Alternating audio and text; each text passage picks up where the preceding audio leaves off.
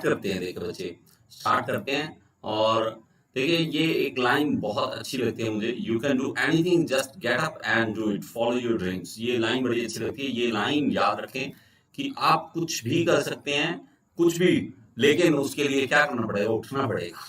हमारी प्रॉब्लम ये हो जाती है कि उठेगा कौन, तो रजाई में से, बिस्तर में से, और आप मंजे पे सो रहे हो, बेड पे सो रहे हो, तो उसके लिए नहीं। फॉलो योर ड्रीम्स, अपने ड्रीम फॉलो करो, ये सच बात है। तो स्टार्ट करते हैं। तो हमारे पास first MCQ, which of the following is most important characteristics of measuring instrument in general. तो ये बताइए। Hello hello everyone, thank you thank you thank you thank you. Hello mister X, hello sir. MCQ डाले हुए हैं, MCQ वाला आप देखो, एक बार प्लेलिस्ट ओपन करो। हेलो हेलो हेलो जी, hello, good evening, good evening जी, good evening, good man, welcome Gagan, Anurag Tripathi. इसमें से देखिए, कैरेक्टरिस्टिक बताना है इंस्ट्रूमेंट का, और वो मोस्ट इंपॉर्टेंट है, मोस्ट इंपॉर्टेंट है। और इसके कारण हमें मतलब प्रॉब्लम आ सकती है बहुत बड़ी अगर ऐसा नहीं करते तो। प्रिसीशन, एक्यूरेसी, रिपीटेबिलिटी या सेंसिटिविटी। तो देखते हैं कितनों का सही है। स्टार्ट कर, देखिए 3 2 1 and here we go. Repeatability, देखिए अब दिमाग में ये आता है कि देखिए प्रिसीशन क्या है, एक्यूरेसी क्या है, रिपीटेबिलिटी क्या है, सेंसिटिविटी क्या है। प्रिसीशन होता है कि एक कोई हमारे पास वैल्यू हमने लगानी है कि ये यहाँ पे वैल्यू आए, तो वहां पे प्रिसाइजली आती रहे। यहाँ पे अगर आ रही है तो यहाँ पे अगर वैल्यू आ रही है तो वहीं पे बार बार आती है, तो प्रिसाइज है, लेकिन ये एक्यूरेट नहीं है। लेकिन अगर मेरे पास यहाँ पे एक्यूरेसी के साथ प्रिसीशन भी मिल जाए तो प्रिसीजन है। लेकिन रिपीटेबिलिटी है कि रिपीट वही दोबारा दोबारा करे। रिपीटनेस, एग्जैक्टली, रिपीटनेस ऑफ एक्यूरेसी। रिपीटेबिलिटी ये नहीं है कि मैंने एक बार कोई और ले लिया वैल्यू, अगली बार चेक किया उसी की उसी सेम ऑब्जेक्ट की वैल्यू कुछ और आ रही है, तो मोस्ट एक्यूरेट आंसर जो होगा वो सी होगा, मोस्ट एक्यूरेट। देखिए सब हमारे पास कैरेक्टरिस्टिक्स हैं, प्रिसीजन भी, एक्यूरेसी भी, सेंसिटिविटी, ठीक है, लेकिन मोस्ट एक्यूरेट जो है वो हमारे पास ये है, ये मोस्ट एक्यूरेट है। ठीक है, ये आंसर हमारे पास सही बैठ रहा है। तो आपको ये चीज देखनी होगी। ओके, नेक्स्ट देखते हैं। Parasitic error is cause due to, ये बताइए। पैरास्टिक, देखते हैं ये वर्ड सुना हुआ है या नहीं आपने, ये बताइए। ये थी वर्ड पैरास्टिक जी, ये बताइए ये कौन सा एरर है।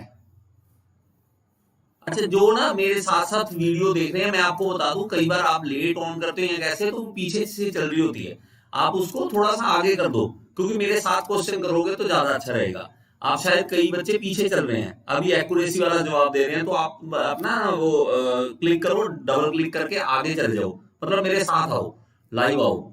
तो वो पीछे चल रहे हैं, 10-20 सेकंड पीछे चल रहे हैं।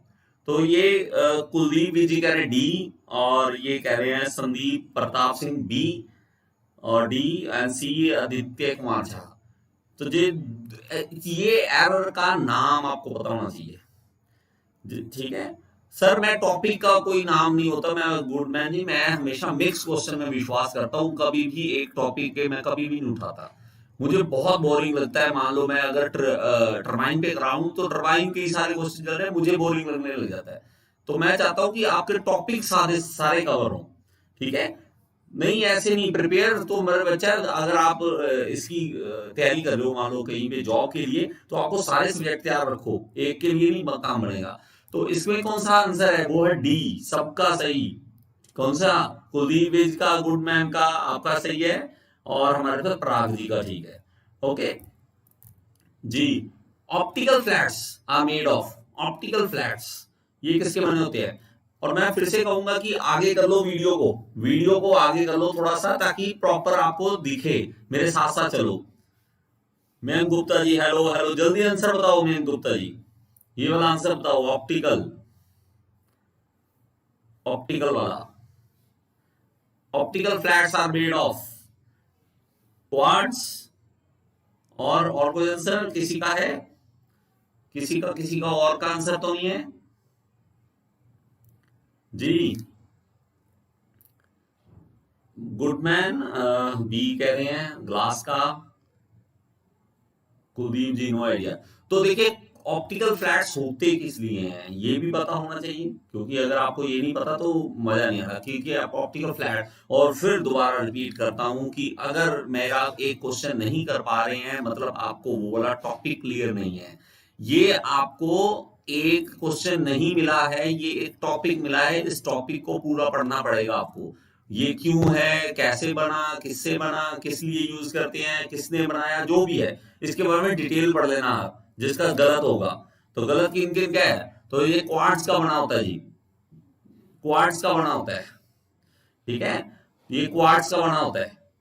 गगन प्रधान सर, तो ये मैं आपको अलग से बता दूंगा जी, इस पे एक वीडियो बना दूंगा।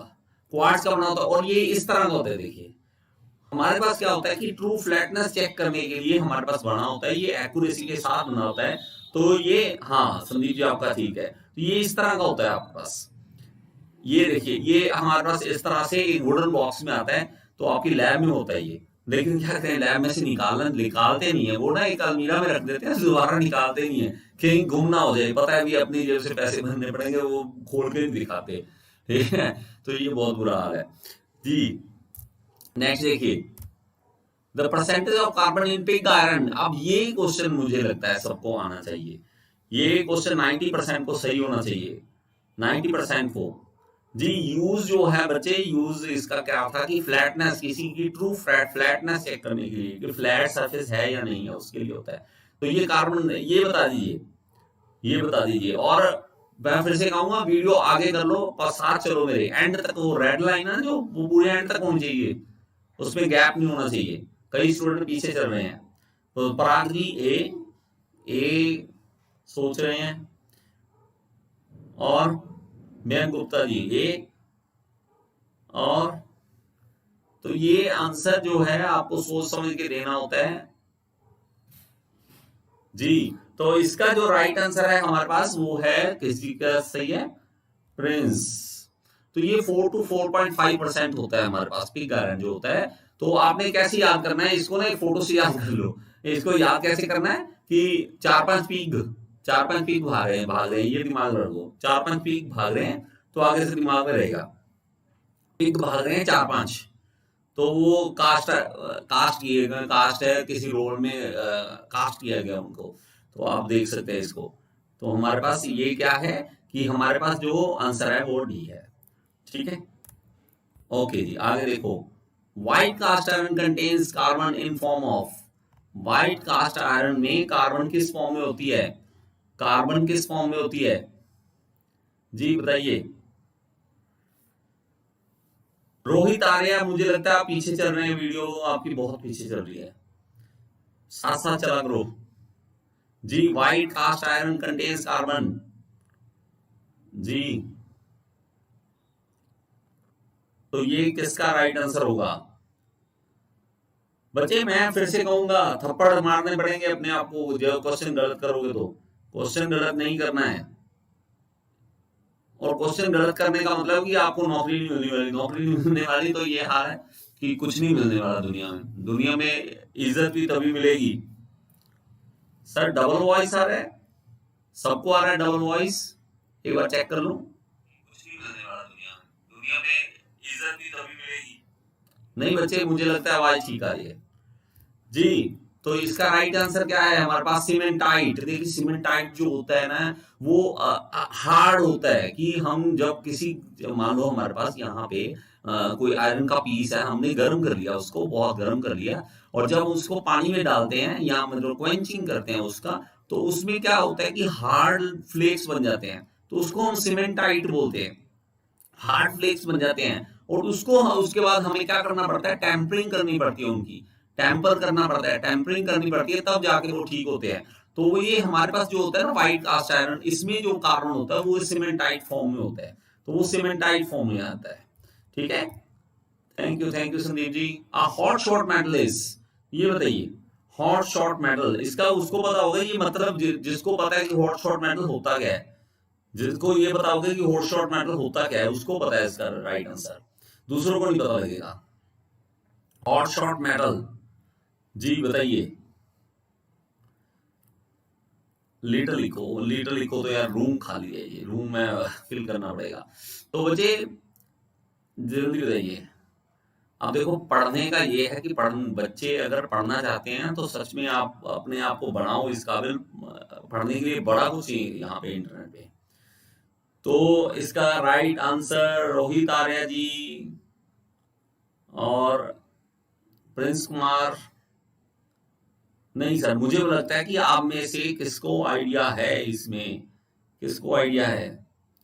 तो इसका राइट आंसर दीजिए ब्रिटल वैन हॉट। तो जब कोई चीज गर्म, ऐसा मेटल जो गर्म होकर ब्रिटल बन जाए, उसको कहते हैं हॉट शॉट मेटल। तो नाम याद कर लो, ब्रिटल वैन हॉट। तो इसका राइट आंसर है, तो राइट आंसर है हमारे पास, इसको याद कर लो बच्चे। और जिस इसका गलत हुआ है तो आपको पता है क्या करना है। देखिए क्या है हमारे पास, रेड शॉट। इसको क्या कहते हैं, हॉट शॉट। तो रेड शॉट या hot shot refers to brittleness of steel at red hot temperature. It is often caused by high sulfur level, in which case it is also known as sulfur embrittlement. इसको ये भी बोल देते हैं, तो आपको ये याद करना पड़ेगा साथ साथ। नेक्स्ट देखिए, the notch angle of ISO impact test specimen is, ये बताइए। The notch angle of ISO impact test specimen is, इसका राइट आंसर जी, इसका राइट आंसर आइजोड। और आइजोड एक साथ साथ ये भी आंसर मुझे दे दो कि आइजोड में हमारे पास देखो दो टेस्ट होते हैं, तो हमारे पास इम्पैक्ट चेक करने के लिए आइजोड और मेरे पास 4P टेस्ट होता है। तो किसमें बीम की तरह हम जो हमारे पास वर्क पीस है उसको बीम की तरह, सिंपली स्पोर्टेड बीम की तरह रखते हैं। किसको, मतलब 4P में रखेंगे, आइजोड में। इसका भी साथ साथ इम्पैक्ट देखने का जी, इम्पैक्ट देखने के लिए। तो हमारे पास ये बता दो, इसका बता दो कि किसमें हम, एक इसके साथ साथ ही आंसर बता देना, दोनों में आ जाएगा कि आइजोड में कैसे रखते हैं और 4P में कैसे रखते हैं जी। 4P में रखेंगे हमारे पास जो सिंपली स्पोर्टेड बीम की तरह, इस तरह से, ठीक है, सिंपली स्पोर्टेड बीम की तरह रखेंगे, या आइजोड में रखेंगे। ये भी सात आंसर बता दो, बहुत अच्छा होगा। ये क्वेश्चन भी आता है बार बार। तो किसी का आंसर ये नहीं आया बच्चे, ये आंसर मुझे चाहिए। इसका राइट आंसर क्या होगा कि साथ में दोनों चीजें पूछ रहा हूं मैं, ये नॉच एंगल का भी पूछ रहा हूं, साथ में ये भी पूछ रहा हूं कि आइजोड में हम सिंपली स्पोर्टेड बीम की तरह रखते हैं या 4P टेस्ट में रखते हैं। ये भी राइट आंसर चाहिए। तो देखो अब हो गया पंगा कि आई, आंखों में आपकी इमेज होनी चाहिए, आंखों में इमेज होनी चाहिए। आइजोन में वर्टिकल और 4P में हॉरिजॉन्टल। ग्रेट शिवलोक जी। और किसका सही है, आइजोन में वर्टिकल सही है। और किसका है, तो मुझे लगा संजय जी गलत लिख रहे हैं, तो मैं गुप्ता जी आप भी गलत लिख रहे हो। तो ये जो हमारे पास है ना, पहले का आंसर है वो 45 डिग्री है, वो ऑलमोस्ट 90% है, सही राइट आंसर दिया है। लेकिन हमारे पास जो ये पूछना था, ये देखो, ये हमारे पास आइजोड है, आइजोड टेस्ट मशीन है। तो इसमें हमारे पास देखिए इम्पैक्ट चेक करनी है, लेकिन इन दोनों में डिफरेंस कहां पड़ जाता है, यहाँ पे। तो आई, ये इसका भी आपको रट्टा मारने की जरूरत नहीं है। देखो आई, तो आई की तरह तो खड़ा है, ये देखो, ये वर्टिकल आई की तरह ही खड़ा है, ठीक है। हमें दूसरे की याद करने की जरूरत नहीं पड़ेगी कि वो कैसा था वो कैसा था, ठीक है। मेरे जैसे भुलक्कड़ हैं तो उनके लिए मैं बता रहा हूं। तो आई, आई की तरह दिख रहा है, ये देखो आई दिख रहा है, ये तो आई की तरह दिख रहा है, तो आई जोड़ बन गया भाई, तो हमें ये दिक्कत नहीं है, ठीक है। तो ये ग्रेट, गुड मैन, आपका भी सेम ही आइडिया मेरे जैसा। तो देखिए आगे, ratio of two specific heat of air is equal to, ये बता दीजिए, ये बता दीजिए। Ratio of two specific heat of air is equal to, ये काफी फेमस क्वेश्चन है, तो ये भी आपको पता होना चाहिए, ये भी बताना चाहिए जी। गुड मैन, मैं आपको जल्दी देखूंगा, आप क्लियर करोगे पेपर, पेपर क्लियर करने का जल्दी आप में ऐसे करो, क्या करते हो और कौन सा पेपर देना चाहते हो। मुझे लगता है कि आपका पेपर जल्दी क्लियर हो सकता है, ठीक है। आशीष सोनी जी लेट आए हो, ठीक है। और ये पढ़ा करो, जल्दी आ जाया करो। जी ग्रेट। तो एक ही मुझे लगता है एक ही स्टूडेंट ने गलत राइट इसका आंसर गलत दिया है, बाकी उन सब ने राइट आंसर दिया 1.41। तो ratio of two specific heat of air, तो हम जब रेशो निकालते हैं तो सीपी बाय सीवी निकालते हैं तो 1.41 इसका राइट आंसर आता है। ओके, नेक्स्ट देखिए। Thank you Ramiz ji, thank you. On wet basis air contains following parts of oxygen. तो ये दो चीजें होती है ना, ये वेट के मुताबिक होता है, वॉल्यूम के मुताबिक होता है, तो उलझ जाते हैं बच्चे के बारे इसमें कंफ्यूज होते हैं। तो ये भी मुझे बताना कि आपने कैसे रट्टा मारा है इसका। तो वेट के बेसिस पे बताना है कि एयर कितनी होती है ऑक्सीजन में, ऑक्सीजन जो है वो एयर में कितनी होती है, बताइए। ये रोल नंबर कौन लिख रहा है? ME Mohit Kumar, roll number 7। Mechanical वाले ही हैं बच्चे, सारे मैकेनिकल वाले हैं। मैकेनिकल वालों के साथ बहुत बुरा हो रहा है यार। मैं बर्फ देखता हूँ कि पेपर नहीं आते हैं, कोई पोस्ट नहीं आ रही है।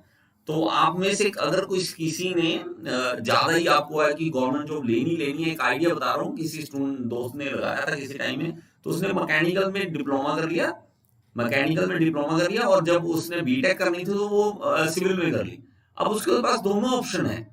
मैं पता नहीं मैं क्या इस तरह से सही आपके लिए रहेगा फ्यूचर में, आगे सिविल की पोस्टें आएंगी कि नहीं आएंगी, लेकिन पंजाब में सिविल की पोस्ट बहुत आ रही हैं। तो अब वो मैकेनिकल वाला बंदा क्या है कि ये जेई अप्लाई कर सकता है मैकेनिकल का भी, और सिविल का जेई भी अप्लाई कर सकता है, और सिविल का एसडीओ भी अप्लाई कर सकता है। तो उसके पास ऑप्शंस बड़ी हो गई। तो आप में से अगर कोई है तो अगर वो सिविल करना चाहता है तो हो सकता है, वो हो सकता है। ठीक है, ग्रेट। नेक्स्ट इसका राइट आंसर तो ये 23 है। तो आपका किसका राइट आंसर है जी? किसी ने ए दे दिया, किसी ने जवाब दे बी दे दिया। ठीक है, ओके। तो हमारे पास देखिए, मैं इसको कैसे किस तरह से याद करता हूँ कि डब्ल्यू को ना मैं दिमाग में क्या करता हूँ, डब्ल्यू है ना वेट, वेट, वेट। तो ये कंफ्यूजन इसलिए, ये देखो डब्ल्यू को आपने घुमा के ऐसे घुमा देना है इस तरह से, ये इस तरह से घुमा देना है, और घुमा के क्या बन जाएगा, वो 3 बन जाएगा। बस मैंने तो इस तरह से याद किया है। अब आपके पास कोई आइडिया तो आप भी मुझे बता देना। ठीक है, तो याद अगर करना है तो मैंने ऐसे किया हुआ है। नेक्स्ट देखिए, if value of n is infinitely large in a polytropic process pv raised to power n is equal to c, then the process is known as constant क्या, वॉल्यूम, प्रेशर, टेम्परेचर या enthalpy. तो इसका right answer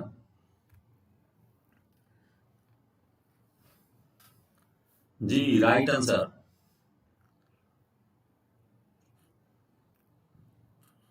pv raised to power n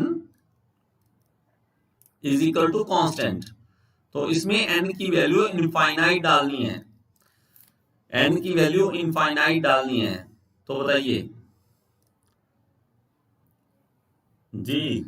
Gagandeep B लिख रहे हैं आप, मुझे लगता है जॉब शुरू कर दी।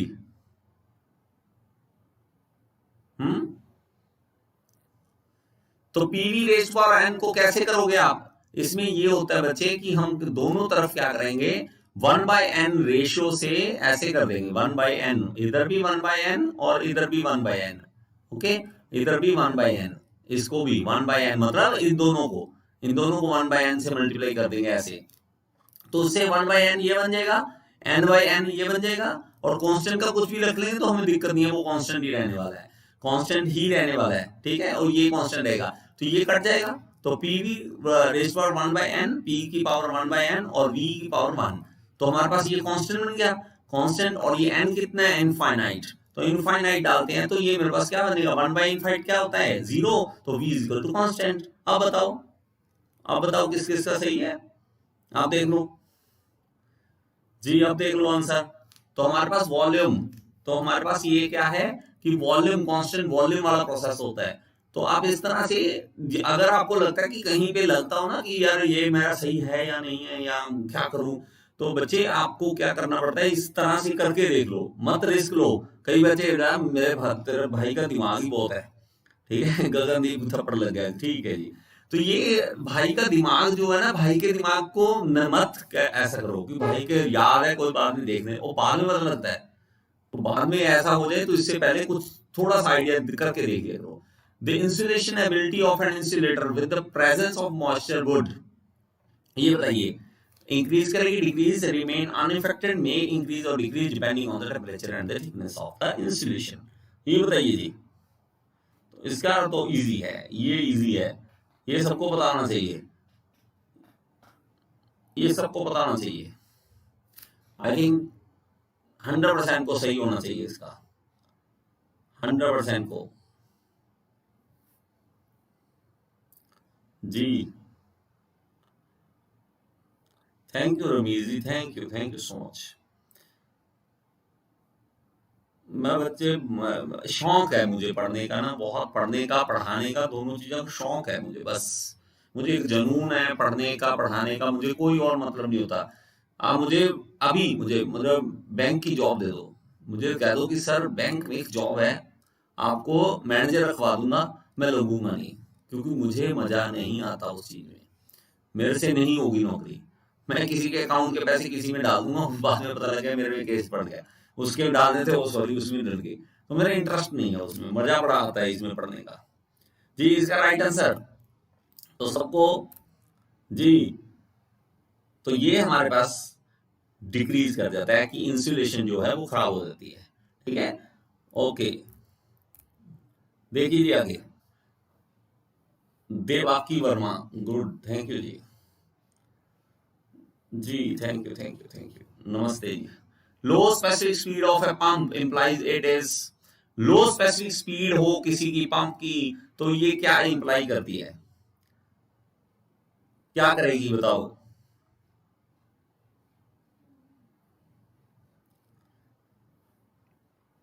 और बच्चे अगर आपके रूम में अच्छा सा चार्ट नहीं लगा हुआ तो आप मतलब है मेरी बात नहीं मान रहे हो।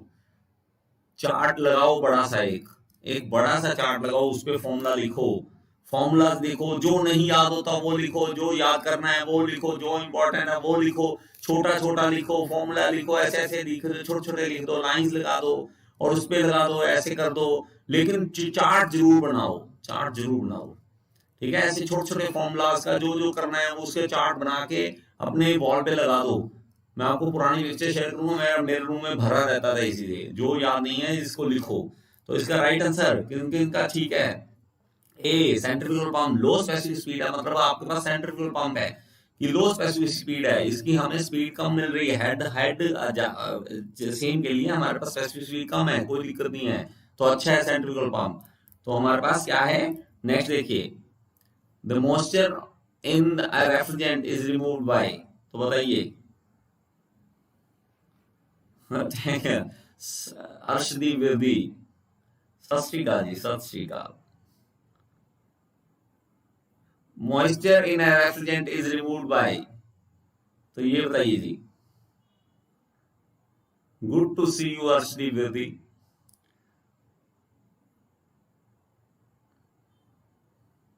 जी मॉइस्चर, ये ऑलमोस्ट ऑलमोस्ट ऑलमोस्ट ऑलमोस्ट इसका इसका गुडमैन क्या हो गया जी। तो इसमें वर्ड देखो, जो हमने कंपोनेंट यूज करना है उसका पूछ रहा है, मॉइस्चर किससे ये रिमूव करोगे, तो ड्रायर होते हैं इसमें, तो ड्रायर होता है जो इसमें से रेफ्रिजरेंट में से मॉइस्चर रिमूव करता है, किसमें से, रेफ्रिजरेंट में से, तो इसमें रिमूव करने के लिए हमारे पास होता है। नेक्स्ट देखिए, highest pressure encountered in a refrigeration system should be critical pressure of refrigerant, much below critical pressure, much above critical pressure, and near critical pressure.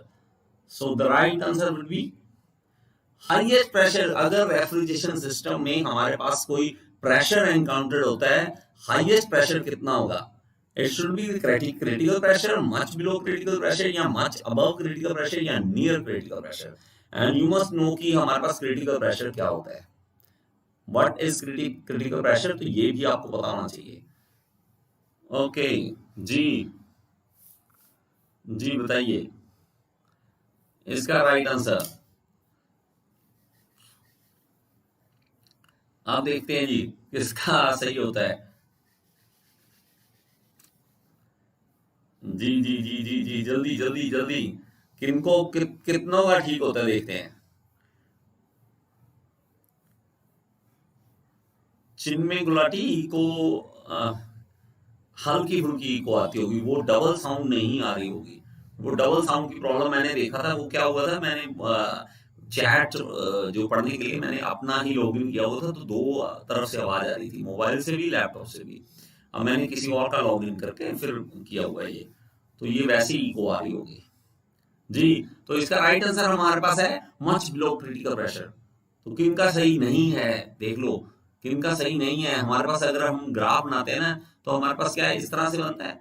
तो हमारे पास ये देखिए, यहाँ पे इवेपोरेशन, फिर प्रेशर राइज करते हैं, और यहाँ पे देखिए ये दोबारा हमारे पास लिक्विड बनता है, लिक्विड बनने के बाद वापस यहीं पे आ जाता है। तो ये क्रिटिकल पॉइंट के पास तो जाती नहीं है, क्रिटिकल पॉइंट के पास तो जाती ही नहीं है। तो इसमें क्रिटिकल प्रेशर जो होता है बहुत हाई होता है, तो 220 प्लस हमारे पास जो प्रेशर चाहिए होता है, तो इतना हमारे पास नहीं होता है इसमें। तो ये देखिए नेक्स्ट, आज थोड़े से 5 क्वेश्चन थोड़े से ज्यादा है, ठीक है, आप लोगों से थोड़ी सी और बातें हो जाएंगी, तो इसलिए थोड़े से क्वेश्चन धीरे धीरे बढ़ा दूंगा यार, ठीक है। आप रिस्पॉन्स अच्छा दो, आप पढ़ने में आओ मेरे साथ, तो रिस्पॉन्स अच्छा होगा तो मैं और ज्यादा पढ़ाने की कोशिश करूंगा। Thermal conductivity of air at room temperature in kilo calorie per metre per hour degree centigrade of the order of. तो ये भी उनका ही सही होगा जिन्होंने ये पढ़ा हुआ है ये क्वेश्चन, नहीं तो नहीं जी। Budhan Sir, I am a student of mechanical in 6th semester. My exam is near 25th year, but I need concept of machine design. So बच्चे machine design के मैं ना कम ही वीडियो बनाई है, लेकिन जितनी बनाई है इनफ है। आप एक बार जाओ और प्ले लिस्ट ओपन करो, वहां मशीन डिजाइन खोलो बस। मैंने जितना कंटेंट, ऐसे नहीं है कुछ भी डेफिनेशन बैठ के डेफिनेशन पढ़ा रहा हूँ यार, मैं मुझे ये पसंद नहीं है। मुझे ये कि जो हमें रिक्वायर्ड है वो मेरे पास है, आप देख लेना एक बार प्ले लिस्ट में। तो देखो इसका राइट आंसर हमारे पास कितना होगा, ठीक है 0.02, इसको याद कर लो। तो 0.02 इसको रट्टाफिकेशन है, ये सारी रट्टाफिकेशन है, तो कुछ चीजों की रट्टाफिकेशन है, तो वो रट्टाफिकेशन आप कर सकते हो 0.02। नेक्स्ट देखिए, compression loss in IC engine occurs due to, तो ये बताइए किसके कारण होता है compression loss in IC engine की। कंप्रेशन का लॉस आ रहा है, कंप्रेस नहीं हो पा रहा है फ्यूल, फ्यूल हमारे पास जो है, और एयर, जैसे भी आईसी इंजन की बात करें, चाहे एयर या एयर फ्यूल दोनों, तो उसमें कंप्रेशन का लॉस आ रहा है, कंप्रेशन अच्छी नहीं बन रही है। तो वो क्यों नहीं बन रही है, leaking of piston ring, use of thick head gasket, clogged air inlet slot, या ऑल ऑफ अबव। तो ये किसका ठीक है जी, जल्दी, ये किन लोगों का सही है।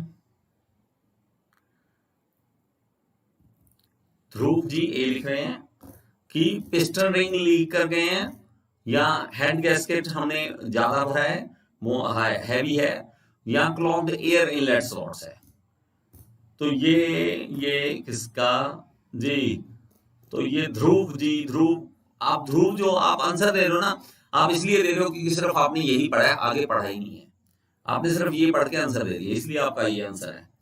तो शिव लॉक ये सब कुछ ठीक है, ऑल ऑफ अबव। तो सबके कारण ये कंप्रेशन लॉस हो रहा है। जहां हमारे पास लीकेज होगी, जहां हमारे पास देखिए कोई भी इनलेट पे एयर स्लॉट है जो बंद हो गए, हमने हेड गैस्केट बड़ा कर लिया, तो इसके कारण क्या हो जाएगा, हमारे पास ये कंप्रेशन लॉस होगा। M I engineer then stress Y, good man, great. ये मैं देखो अच्छी चीज है ये, इससे याद हो जाता है, मुझे खुद को इससे याद हुआ है। मुझे ना एक बार सच में यार, मैं डिप्लोमा कर रखा था, डिप्लोमा करके मुझे लगता था मैं टॉपर हूँ यार क्लास का, मैं मुझे सब कुछ आता है।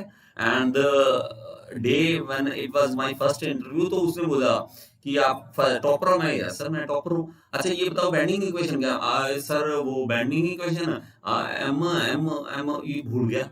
तो मैंने फिर बाद में बनाया कि M I engineer then stress Y, तो मुझे याद करने में आसानी होगी। अब 6 चीजें कभी ऊपर नीचे कभी नहीं होती, ठीक है। नेक्स्ट देखिए जी, मैं बच्चे मैं बना सकता हूँ, लेकिन देखेंगे, अभी मैं कोई स्पेशल वीडियो नहीं बना रहा हूँ, देखेंगे। String diagram is used when team of worker is working at a place, material handling is to be done, idle time is to be reduce, या ऑल ऑफ अबव। तो ये बताइए हमारे पास स्ट्रिंग डायग्राम कहाँ पे यूज करते हैं, string diagram use करते हैं जी।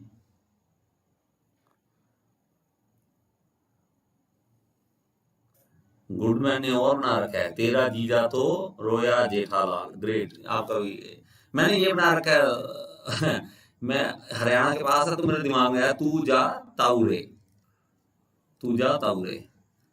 ठीक है, सी थीटा बाई एल, तो ऐसे ही याद कर लिया मैंने।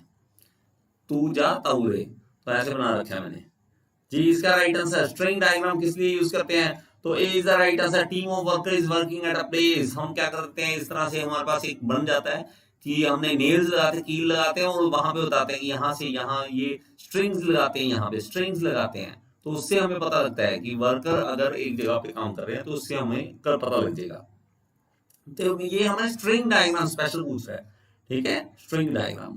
तो नेक्स्ट देखिए, pitch point on a cam, pitch point on a cam,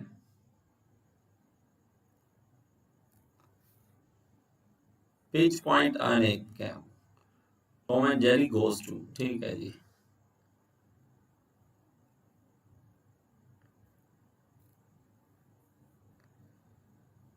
आपके कमेंट बॉक्स में एक ने लाइक था भाई सर, ये मुझे नहीं पता यार, मुझे बहुत कम चीजों का इसका पता है, मुझे नहीं फर्क पड़ता, मुझे ये लगता है कि मेरी वीडियो किसी के काम आ गई बस बहुत है, मुझे नहीं फर्क पड़ता कि किसने लाइक किया, इतना ज्यादा मुझे टेंशन नहीं लेता, तो ये मुझे नहीं पता इन चीजों का। पिच पॉइंट बताइए जी, पिच पॉइंट, ये बड़ा अच्छी चीज है पिच पॉइंट ना कैम में, तो इसके लिए मैंने वीडियो सोची हुई है कि वीडियो किसी अलग तरीके से बनाने की, तो मुझे वो टाइम लग जाता है उसमें हमारे पास एडिटिंग में जी। किसमें कंफ्यूज हो रहा है, डी या बी में, तो देखिए any point on pitch curve, point on a cam pitch curve having the maximum pressure angle, any point on the pitch circle, या किसमें, ये बताइए। तो इसका राइट आंसर हमारे पास क्या है, राइट हमारे पास है D, the point on cam pitch having the minimum pressure angle, ठीक है, ये इन्होंने इसका राइट आंसर बचे जी, मैं आपको बताता हूं बच्चे, इसकी क्लैरिटी लाता हूं, इसके लिए वीडियो बना दूंगा आपको। Next, for which material the Poisson ratio is more than unity, more than unity, more than unity, जल्दी बताइए।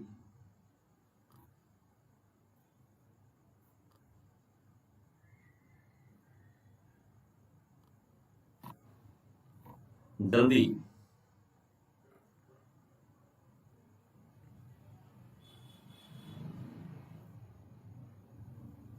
इसका किसका राइट आंसर होगा, तो ये पीछे वाला जो क्वेश्चन है वो डी आंसर जो नहीं है, बी है, ये एक्चुअली यहाँ पे डी गलती से लिखा गया है, तो ये मैक्सिमम ये बनाने में गलती हुई है, तो हमारे पास ये राइट आंसर है बच्चे, तो ये मत कर लेना, ठीक है, तो मैक्सिमम प्रेशर एंगल देखने के लिए है, उसके लिए होता है, तो ये प्लीज देख लेना, और इसका जो राइट आंसर लिखने में थोड़ी गलती हो गई है, तो ये देख लेना प्लीज, ठीक है। तो ये बताइए जी आगे, ये क्या था, कास्ट आयरन कौन लिख रहा है, कास्ट आयरन मैक्सिमम होगा जी, गगनदीप मैक्सिमम होगा, तो वो गलती से लिखा गया, ओके ओके, हाँ जी बच्चे हो जाता है, ठीक है, कई बार गलती हो जाती है, कई बार काम ये बनाते हो ना, इधर उधर ध्यान हो जाता है तो वो गलत लिखा जाता है। तो आगे इसका, इसका किसको पता होगा,